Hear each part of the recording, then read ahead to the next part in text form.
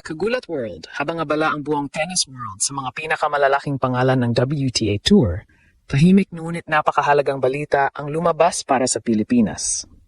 Opisyal nang nakapasok si Alex Ayala sa main draw ng prestihiyosong Berlin Open sa pamamagitan ng wildcard entry.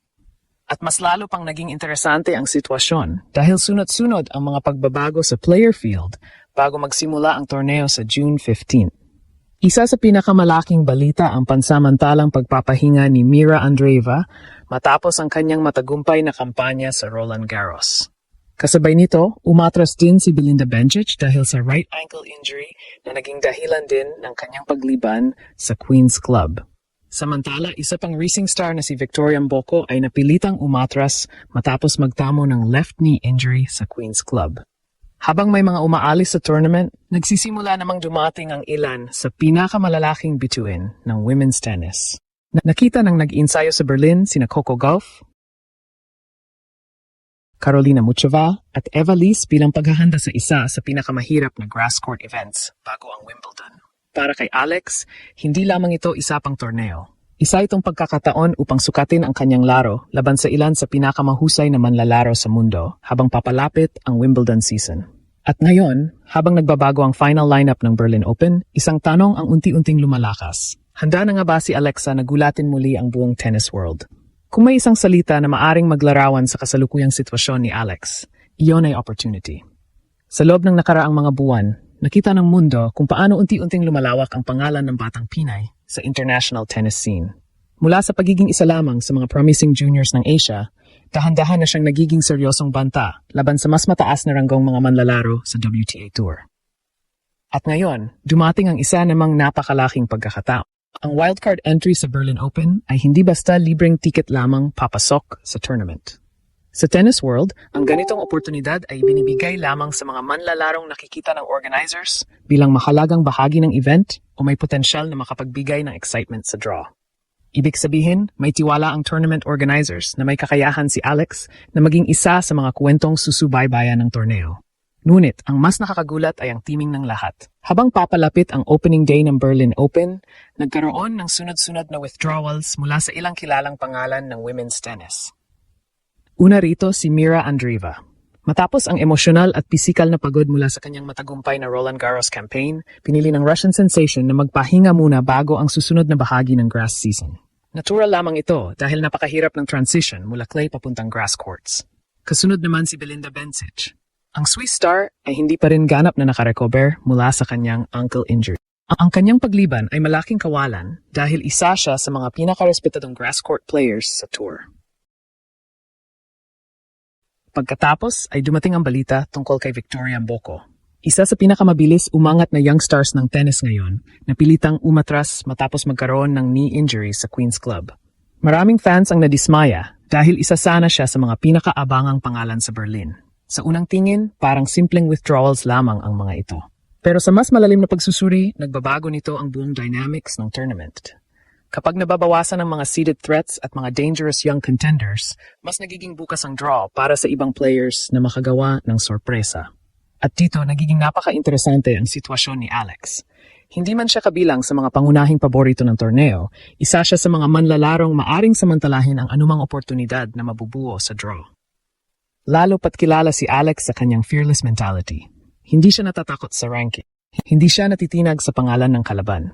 At sa mga nakaraang buwan, paulit-ulit niyang ipinakita na kaya niyang makipagsabayan sa mga manlalarong mas mataas ang ranking kaysa sa kanya. Habang nagsisimula ng dumating sa Berlin sina Coco Gauff, Karolina Muchova at iba pang world-class stars, unti-unti ring tumitindi ang excitement para sa opening rounds. Dahil sa torneo na ito, maaring muling makakuha si Alex ng pagkakataong harapin ang ilan sa pinakamalalaking pangalan sa women's tennis. At kung mangyari iyon, isang bagay ang sigurado. Hindi pupunta si Alex sa Berlin para lamang makilahok. Pupunta siya roon upang patunayan na ang pangalan ng Pilipinas ay patuloy nang naririnig sa pinakamalalaking entablado ng world tennis. Ngunit kung may isang bagay na dapat bantayan ng mga Pilipinong tennis fans sa Berlin Open, hindi lamang ito tungkol sa kung sino ang makakaharap ni Alex. Mas mahalaga ang tanong na ito. Gaano kalaki ang may tutulong ng Berlin Open sa kanyang paghahanda para sa mas malaking laban na naghihintay sa Wimbledon? Ito ang dahilan kung bakit napakahalaga ng tournament na ito. Ang Berlin Open ay isa sa pinakamalakas na grass court tournaments sa buong mundo bago ang Wimbledon. Dito nagsasama-sama ang mga elite players upang ihasa ang kanilang laro sa pinakamahirap na surface sa professional tennis. At alam natin na ang grass court ay ibang-iba kumpara sa clay at hard court. Mas mabilis ang bola, mas mababa ang bounce, mas maikli ang rallies, at mas mahalaga ang mabilis na pagdedesisyon. Para sa mga batang manlalaro, madalas itong maging isa sa pinakamalaking adjustment sa kanilang karera. Ngunit sa kaso ni Alex, maraming eksperto ang naniniwala na may ilang aspeto ng kanyang laro na maaring maging epektibo sa grass. Una ay ang kanyang court intelligence.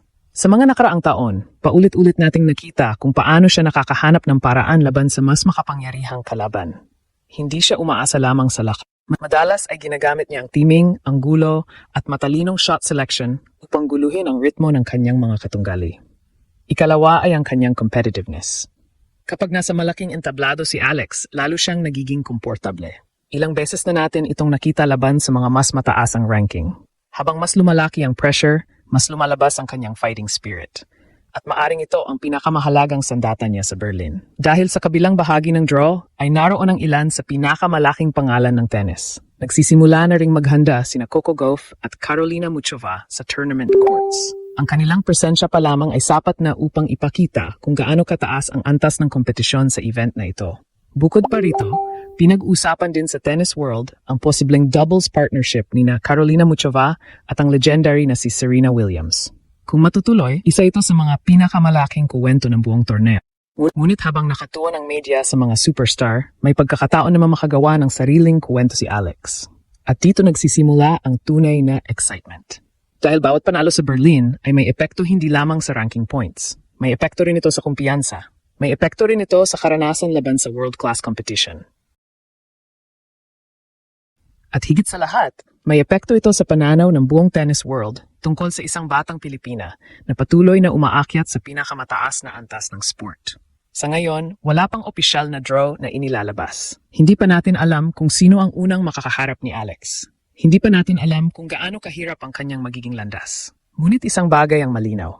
Habang may mga top players na nagpapahinga, may mga nasugatan, at may mga nagbabago ng schedule bago ang Wimbledon, si Alex naman ay may hawak na napakahalagang pagkakataon upang ipakita muli ang kanyang kakayahan sa isa sa pinakamalaking grass court events ng taon. At kung magagawa niyang samantalahin ang pagkakataong ito, maaaring ang Berlin Open ang maging panibagong hakbang sa mas malaking pangarap. Dahil minsan sa tennis, isang malaking torneo lamang ang kailangan upang mabago ang tingin ng buong mundo sa isang manlalaro. At ngayong nasa main draw na siya, nakatutok na ang buong Pilipinas sa susunod na kabanata ng paglalakbay ni Alex.